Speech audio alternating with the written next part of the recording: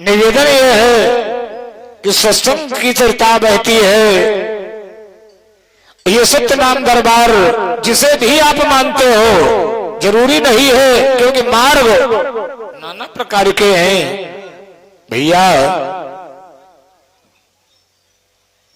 सुखदेव जी ने कहा, राजन क्या चाहते हो? उन्होंने कहा, इसके बाद पुरंजनोपाख्यान सुनाया। पुरंजनोपाख्यान सुनाने के बाद योगीराज परीक्षित, इसके बाद ध्रुव की कथा आती है भागवत में। ध्रुव क्या है? ये 5 साल का बालक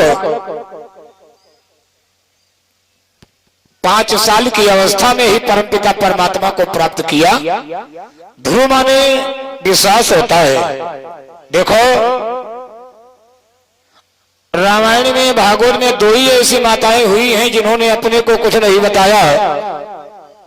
जैसे सुमित्रा से लक्ष्मण ने कहा मेरे माता पिता कौन है, यही मैया ध्रुव से सुनीति ने कहा वाकई में देखा जाए ये संसारिक माता पिता हमारे, ये तो एक नाटक है। यहाँ ये तो क्या भाई, कोई हमारा बाप है तो किसी के हम भी बाप हैं, है ना? जो परम पिता है वो सभी का पिता है, जो संसार का दया सागर है, जो कृपा सागर है, वो सभी का पिता है। और जो सभी की सुध लेता है, जो हाथी को मन भर देता है और चींटी को जौ भर देता है, और जो दोनों की सुध लेता है, जो तीनों की सुधि लेता है, वो सबका मालिक है? वो जगत का आधार है। और वो करता क्या है, रहता कहाँ है? एक बार एक राजा ने 3 प्रश्न किए, ऐलान कर दिया, ईश्वर एक है कि अनेक है? राजा का पहला प्रश्न रहा कि ईश्वर एक है कि अनेक?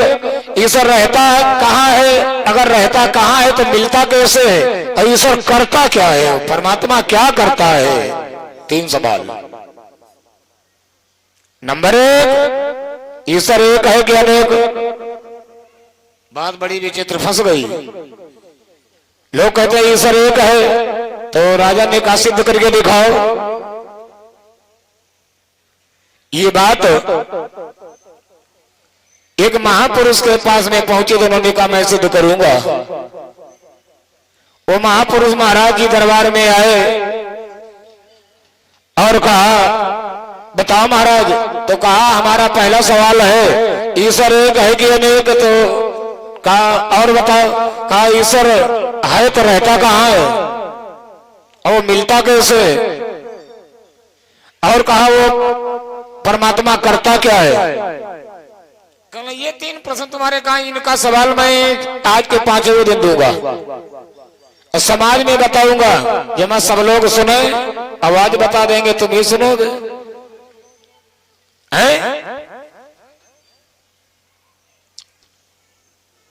इसके बाद जब 5वां दिवस आया, 5वां दिवस आया तो राजा के दरबार में दरबारी लोग बैठे हैं, हम आप लोग बैठे हैं, सभा बैठी है। राजा के सामने महाराज जी आए। कहा बताओ। कहा हमारा पहला प्रश्न है ईश्वर एक है कि अनेक? तो राजा से बाबा ने कहा कुछ मड़ियां लाओ, एक मुट्ठी मड़ी लाओ। तो एक मुट्ठी मड़ियां आई, एक मुट्ठी मड़ी जो सामने रखी गई। तो राजा से बाबा ने कहा इनको गिनो। जब वो बाबा ने आदेश किया ये मड़ी गिनो, अच्छा जैसे केला है हमारे हाथ में, ये केला मैं गिन रहा हूं 1 2। जो ही बाबा राजा ने 2 कहा जो ही दो कहा तो बाबा ने हाथ पकड़ लिया, कहा गलत, कहा फिर गिनो, कहा एक, अब ये दो, कहा गलत, कहा ये तुम कह रहे हो दो, ये एक, अब यहां एक है? जैसे एक 10 को रुपया यो है ना, और एक ये है, दोनों मिला दिया तो गिनने वाला कहेगा एक और दो, ये दो कैसे हो गया भाई? कुछ अंतर हो तो बताओ क्या भैया, कोई अंतर है? ये हमारा मत हो, ये एक में मिलने से दो हुए, और जो तुम्हारे पास में दो है और उसे ऊपर कर दो तो वही एक हो जाएगा है? 1 2 3 4 5 6 7 8 9 गिनती इतनी है। ये हम आप लोग कह रहे हो ये, लेकिन बिल्कुल एक है प्यारेलाल भैया, ये सब एक ही है, ये भी एक है। जैसे 1 दर्जन केला लिए तुमको, उसने 12 दे दिए, लेकिन है एक है ना?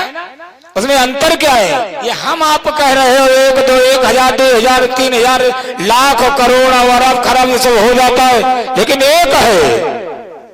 राजा कहने वारे बाबा बहुत ठीक बताया, ईश्वर एक है। और ये तो हमारा आपका भाव है 1 2, और एक होते हुए एको अहम बहुत श्यामा,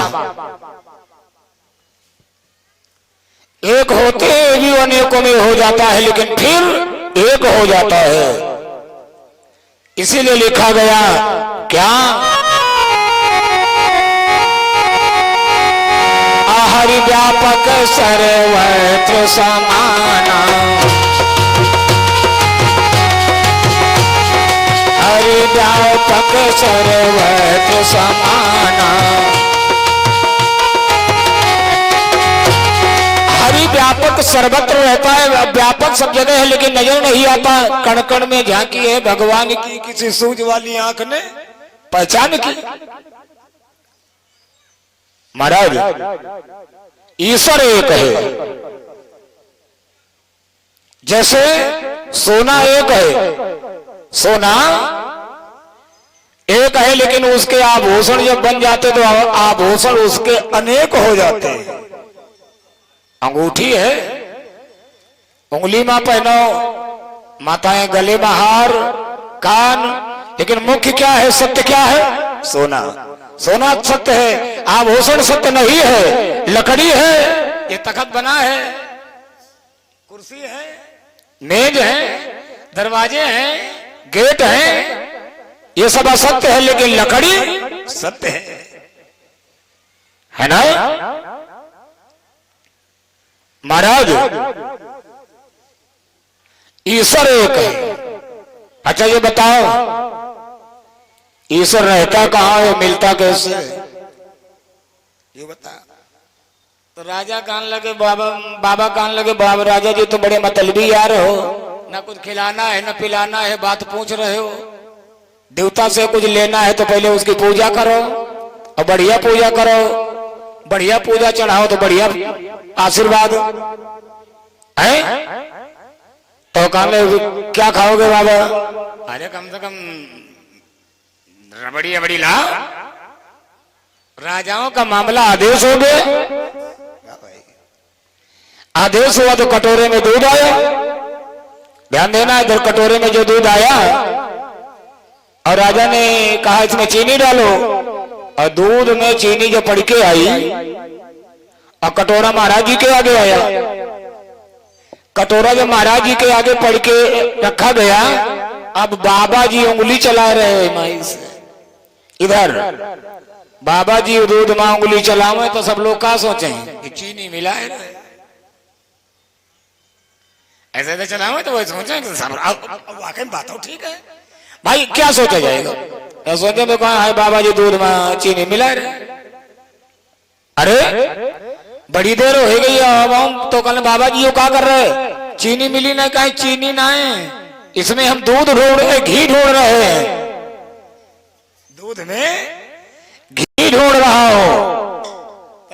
कहा बाबा पगलाए गए, दूध ने घी कहा अभी, अरे है तो, लेकिन जब तक परिश्रम कर्तव्य का पालन नहीं होगा जब तक घी कहाँ रखा है। कल कहीं कर्तव्य क्या करना है, उन्हीं से कहवा रहे हो, कल कर्तव्य क्या करना होगा भाई, हम बाबा लोग कर्तव्य करना क्या जाने कि घी कैसे निकलेगा। कल महाराज पहले गरम करो, कहीं अच्छा, और कहीं फिर एक जमाओ, कहीं अच्छा, और कहीं फिर जमेबे के बारे में जब जमी जाए तब फिर फिराओ, और कहीं फिर आए तब निकली है मक्खन, अब मक्खन को फिर गरम करो तब बनेगा घी, तब देवताओं के कार्य में आता है, तब होता है स्वाहा।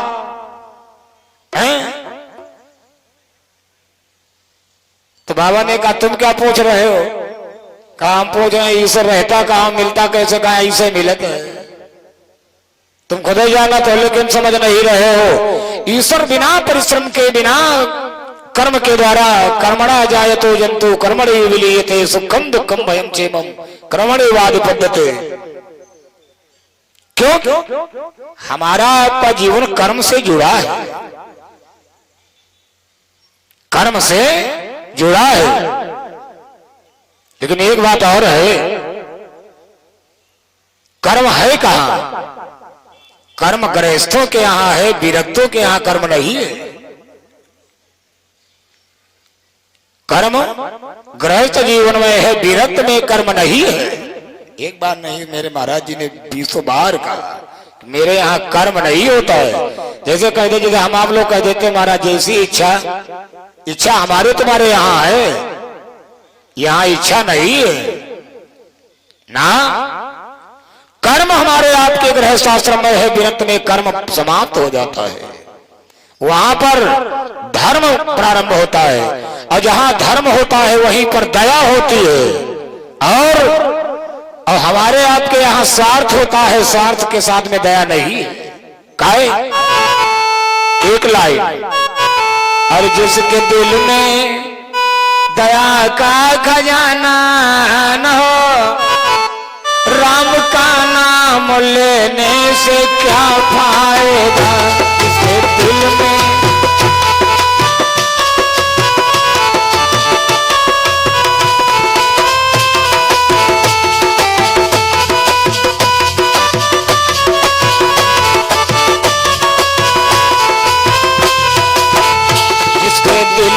दया का खजाना न हो।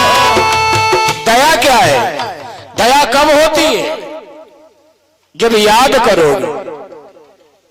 दया ही याद है, याद ही दया है।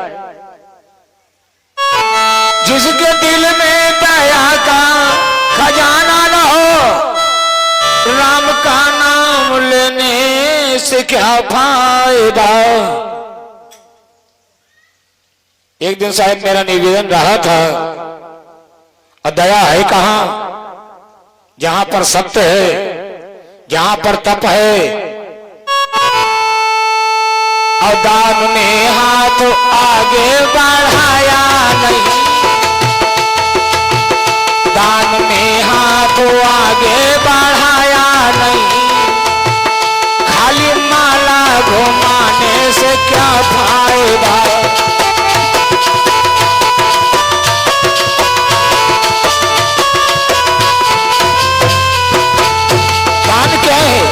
ये दान जरूरी नहीं है कि पैसे का दान करो, द्रव्य का दान करो। दान नाना प्रकार का होता है। दरवाजे पर भिखारी आता है, उसे भीख दे दी गई, क्या वो दान नहीं है? वो भी दान है। कुछ लोग ऐसे हैं, द्वारे तुम चिल्लाए रहा हो, बैठे के दरवाजा अंदर अपना चकाचक खाए रहे। अब कहीं है का यार हट्टा कट्टा घूमते जवान भयो कमा नहीं खा सकत, ये नहीं कहना चाहिए। वो क्या कहता है, भगवान करे आगे तुम हो हमारे ऐसे हो, तुम हो कटोरा लेके भीख मांगो। और दान, अब कहूं लड़ाई अगर लड़न लगे तो लोग अरे तेरे अम्मा बात कम कर ले हो, ये देख ले। देखो लोग क्या कहेंगे। धर्म के लिए इंसान पीछे बढ़ रहा है, ये कलयुग का लक्षण है। अब तनिका लड़ाई हो जाए क्या कहें, लाख 2 लाख लाख नहीं है यार, ये देखो जी, ये विश्वा बिक जाइए और क्या हुई, लाख 2 लाख हुआ, लाख 2 लाख। दान में हाथ आगे बढ़ाया नहीं, खाली माला घुमाने से क्या फायदा।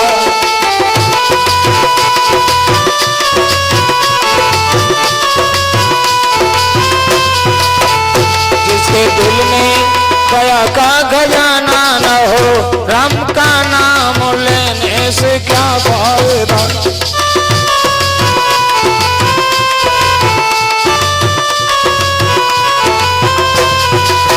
और ये मानव जीवन सार्थक कब होगा, क्योंकि जगत में आए हो, मुट्ठी बांध के आए हो, हाथ पसारे जाना होगा। कथा क्या है, कथा कौन नहीं जानता है, और सत्संग क्या है। एक घड़ी आधी घड़ी आद्युत पुनियाद, तुलसी संगति साधु की कोटि हरे अपराध। देखो लिखा है मानो तन, और ये आगे शब्द कह रहा है कि जो शरण संत सतगुरु की आया नहीं, दीन दुखियों के दुख को बटाया नहीं।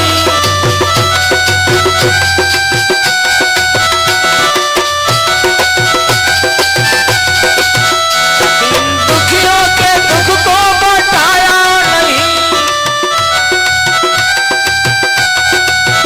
दीन दुखियों के दुख को बटाया नहीं।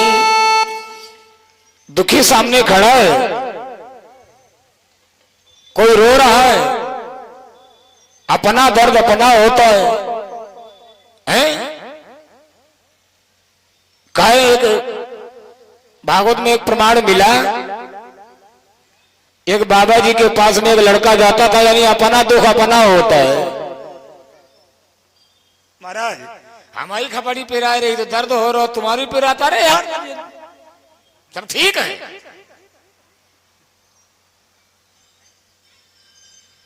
तो लड़का बाबा जी के पास में जाता था, तो बाबा जी की बड़ी सेवा करे। एक दिन लड़का नहीं गया आश्रम पे, तो बाबा ने पूछा बच्चा क्यों नहीं गया? महाराज वो की बकरी रहा है, वह खत्म हो गई, तो वही में वो थोड़ा परेशान है। बकरी रहा है, बकरी मरी है, बकरी के दुख में लड़का नहीं आओ। बाबा गए, बोले बच्चा क्या बात कहें? बाबा बकरी आ रहा है, दूध होत रहा है, अच्छा ये चाय आए बनत रहा है, हमारा वाह सहारा चलो। अरे बच्चा तुम हो चक्कर में पड़े हो, ये बकरी नहीं, ये दुनिया एक दिन आए, आना जाना लगा है, जो आया है सो जाएगा, है ना? काहे रो तो मान जाओ, आज ये मरी है कब फिर दूसरी बकरी। इसके बाद लड़का मान गया। यही होता है, यहाँ का हाल क्या है? आज अगर हम पर मुसीबत पड़ी तो तुम समझाए रहे, और जब तुम पर पड़ी तो हम समझाए रहे हैं। यही हो रहा है, और समझता कोई नहीं है, समझ सब जाते हैं, मानता कोई नहीं, मान सब जाते हैं। कुछ दिन के बाद क्या हुआ, लड़का तो जाने लगा बाबा जी की सेवा करने। एक दिन बाबा बैठे रोवे, अब बाबा रोवे तो लड़का बोला बाबा काहे रोत? कहना भैया एक गैया रहा है, खत्म हो गई। तो लड़के ने कहा हमारी बकरी मरी रहा है तो तुम समझाए रहे रहो, तो कहने नहीं वह तुम्हारी बकरी रहा या हमारी गैया है। यहाँ का ये मामला है, ये अपना पराया लगा है। और महापुरुषों के यहाँ कहा के यहाँ कुछ नहीं, वसुधैव कुटुंबकम, सारा संसार। इसीलिए साहब बाबा कहा करते थे साहब हमारे हैं, क्योंकि ये दरबार कौन है? कि दरबार में सच्चे सतगुरु के दुख दर्द मिटाए जाते हैं।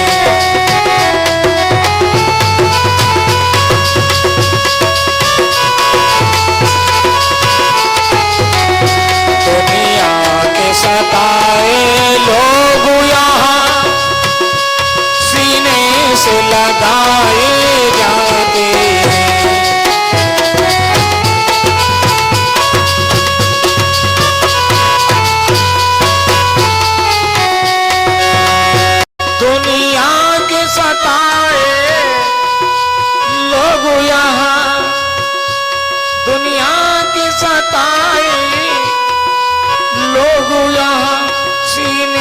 शीश लगाए जाते हैं।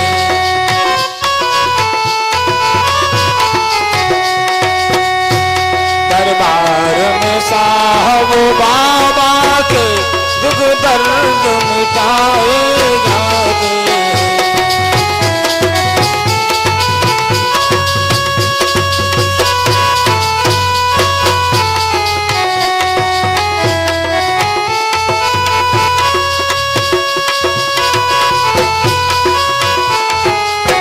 बोलिए भक्तवत्सल भगवान की। देखो ये जन्मांतरम भवेत् पुण्यम तदा, जन्मांतरम भवेत् पुण्यम, जब जन्म जन्म का पुण्य उदय होता है तो ऐसे बस महापुरुषों का दर्शन होता है, ऐसा सत्संग सुनने को मिलता है।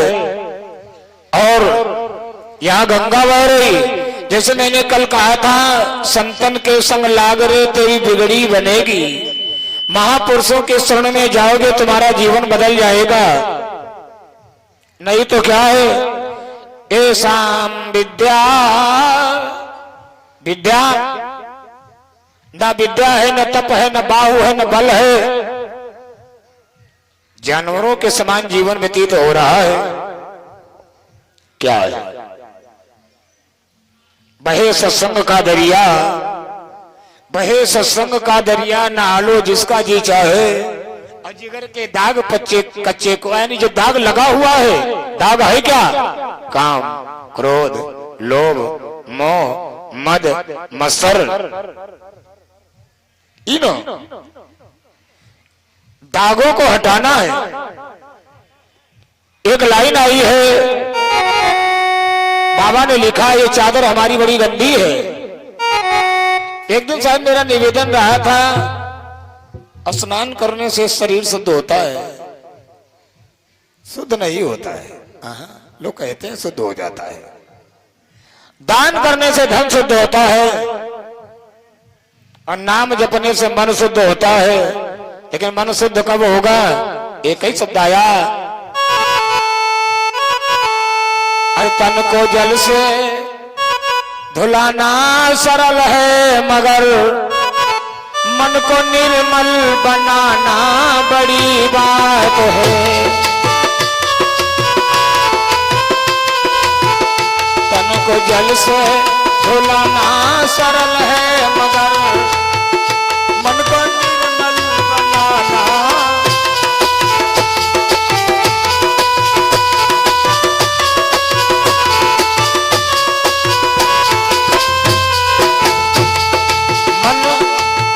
मन बड़ा चलायमान होता है, शरीर को धो दिया साफ हो गया, अब मन जो गंदा है, तन को जल से धुलाना सरल है, मगर मन को निर्मल बनाना बड़ी बात है।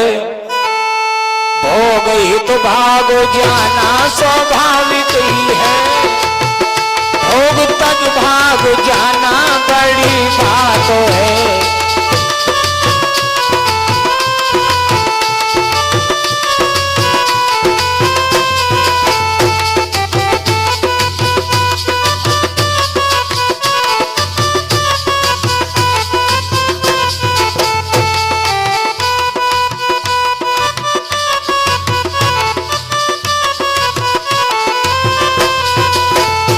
जब तक मन निर्मल नहीं होगा, तीन लोकों में रहना होगा, और जाना हमें चौथे लोक है, क्योंकि उस पार पार ब्रह्म है।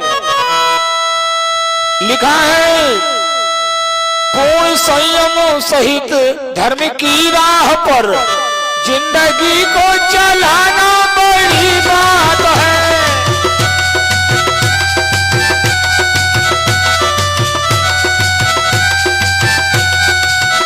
जिंदगी को चलाना बड़ी बात है। जल को जल, तन को जल से धोलाना सरल है, मन को निर्मल बनाना बड़ी बात है।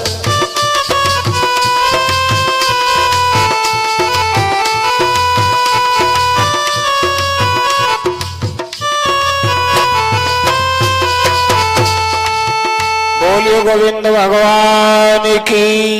मन निर्मल करना है, लिखा है जब तक कोई संत की शरण में नहीं जाओगे तब तक मन निर्मल हो नहीं सकता। तो एक बार सब लोग ताली बजाते हुए गाओगे। काहे इसे डाउन न करो, अब गाओ, कहना है बस।